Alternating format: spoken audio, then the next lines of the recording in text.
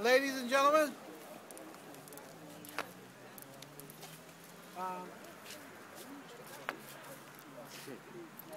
Director, you got a second? Just give me 1 second, Councilman. Just think we'll do it out here so you can hear better. I'm sorry. Let me begin by thanking you for coming out once again. We're trying to hold these briefings as often as humanly possible to keep you up to date as to where we are in terms of the evacuation process and also in terms of what we're seeing now as it relates to the trends for how long you'll be out of your homes. As it stands right now, the water is receding somewhat, but is expected to crest once again. Our early indications were that it would crest sometime this evening at 8 p.m. Those predictions have changed now to tomorrow morning at 8 a.m. So that's kind of pushes us back a little bit in terms of getting you back into your homes, of course. And we don't know that to be definitive, but that's where we are right now. Early on today, the water was supposed to go to an additional 4 feet, which would bring it back to the roadways and to the levels we witnessed earlier today. So that's supposed to happen again. We don't know if that'll happen, but that's what the forecast calls for.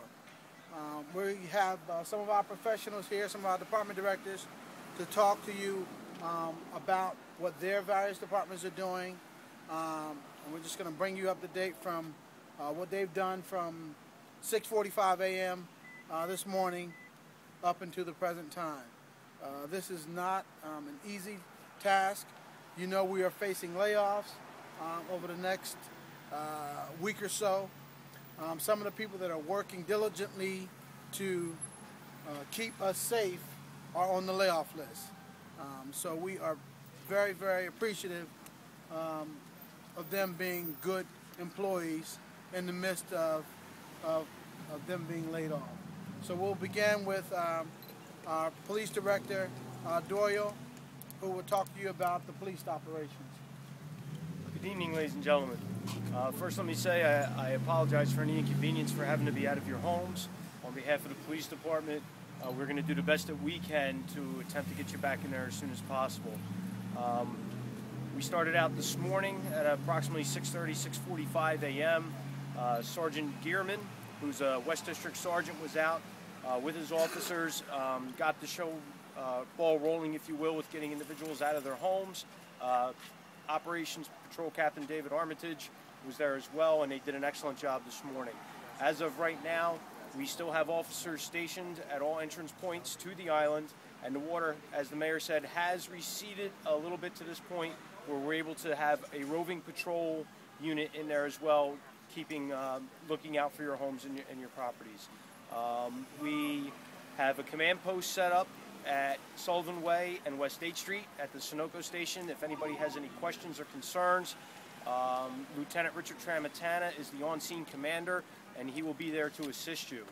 We also have our public information officer, Sergeant Thomas McDonough, who is there currently for any other questions. We have the area of the area of Glen Afton is also people have been asked to evacuate, and some of them have done so. We have officers stationed in that area as well. We are working together with the Mercer County Prosecutor's Office, the Mercer County Sheriff's Department, the State Police, the National Guard was here earlier to assist us as well, and other outside agencies from the surrounding townships, as well as obviously the fire department. Just so you know, in the other portions of the city, South Trenton is still okay. The Assunpink has not come up over and crested. So those people down there, although we still have officers posted there as a result of what happened during the Hurricane Irene, we still have officers there assisting those individuals as well. And there's a little section of Mulberry Street by North Clinton that is temporarily shut down because of some flooding there, but there are no residents there in any danger. No evacuations had to be partaken there.